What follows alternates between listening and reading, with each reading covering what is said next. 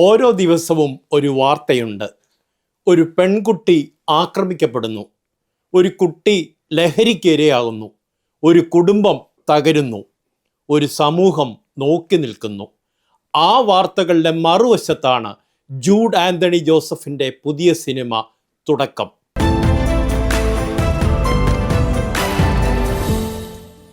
ഇതൊരു സിനിമയുടെ തുടക്കമല്ല, ഭയത്തേക്കാൾ ധൈര്യം വലിയ രാഷ്ട്രീയമാണെന്ന് പ്രഖ്യാപിക്കുന്ന ഒരു കാലത്തിൻ്റെ തുടക്കമാണ്.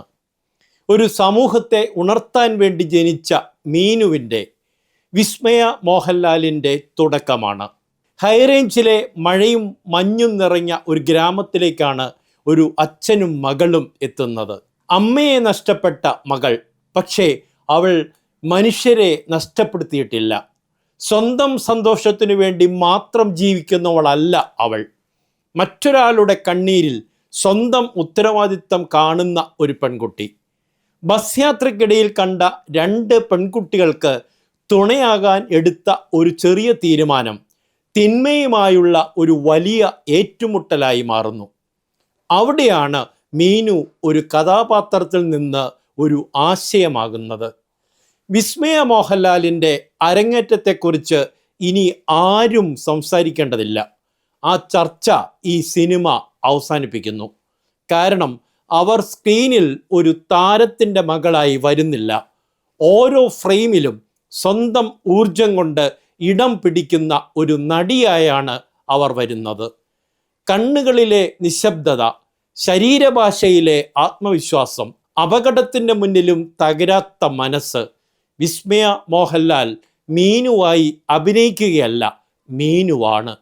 വിസ്മയ മോഹൻലാൽ ഇനി ഒരു പേരല്ല, പ്രകടനത്തിൻ്റെ വാഗ്ദാനമാണ്. ജൂഡ് ആന്റണി ജോസഫ് വീണ്ടും തെളിയിക്കുന്നു, നല്ല സിനിമകൾ ഉണ്ടാകുന്നത് കഥകൾ കൊണ്ട് മാത്രമല്ല, മനുഷ്യരെ ആഴത്തിൽ വായിക്കാൻ കഴിയുന്ന സംവിധായകരെ കൊണ്ടാണെന്ന്. ഓം ശാന്തി ഓശാനയുടെ പ്രണയത്തിൽ നിന്ന് 2018 അതിജീവനത്തിലേക്ക് നടന്ന അദ്ദേഹം തുടക്കത്തിൽ മനുഷ്യ സമൂഹത്തിൻ്റെ ഇരുണ്ട ഇടനാഴികളിലാണ് ക്യാമറ വയ്ക്കുന്നത്. ഈ സിനിമയിലെ വില്ലൻ ഒരാൾ മാത്രമല്ല, അത് ലഹരിയാണ്. അത് സ്ത്രീയെ വേട്ടയാടുന്ന പുരുഷാധിപത്യമാണ്. അത് സോഷ്യൽ മീഡിയയിൽ കാട്ടുതീ പോലെ നുണ പടർത്തുന്ന ചില സിമ്പലുകളാണ്. അത് മനുഷ്യനെ മനുഷ്യനിൽ നിന്ന് അകറ്റുന്ന അപരത്വമാണ്. അത് ചിലപ്പോൾ പരാജയപ്പെടുന്ന സിസ്റ്റമാണ്. ഈ സിനിമയുടെ ഏറ്റവും വലിയ മിടുക്ക് ഈ വിഷയങ്ങളെ ഒരു പ്രസംഗമാക്കാതെ കഥയാക്കി മാറ്റി എന്നതിലാണ്. ഞാൻ എങ്ങനെ അറിയാനാ? അയാൾ ആരാണെന്ന് ഞാൻ എങ്ങനെ അറിയും? ഞാൻ എന്തു തെറ്റ് ചെയ്തിട്ടാ? മീനുവിൻ്റെ ഈ ചോദ്യം ഒരു ഡയലോഗല്ല, കുറ്റം ചെയ്യാഞ്ഞിട്ടും കുറ്റത്തിൻ്റെ വില കൊടുക്കേണ്ടി വന്ന അനേകം പെൺകുട്ടികളുടെ ചരിത്രമാണ്. ജെയ്ക്സ് ബിജോയിയുടെ സംഗീതം ഈ സിനിമയുടെ വികാരങ്ങൾക്ക് പശ്ചാത്തലം ഒരുക്കുന്നില്ല, അവയ്ക്ക് ഹൃദയമെടുപ്പ് നൽകുകയാണ്. ചമൻ ചാക്കോയുടെ എഡിറ്റിംഗ് സിനിമയുടെ റിഥം ഒരിക്കലും തകരാൻ അനുവദിക്കുന്നില്ല. ഓരോ കട്ടും കഥയെ മുന്നോട്ടല്ല, പ്രേക്ഷകൻ്റെ നെഞ്ചിനുള്ളിലേക്കാണ് നീക്കുന്നത്. പക്ഷെ തുടക്കം ഒരു സിനിമ എന്ന നിലയിൽ മാത്രമല്ല, അത് പറയുന്നത് രാഷ്ട്രീയമാണ്.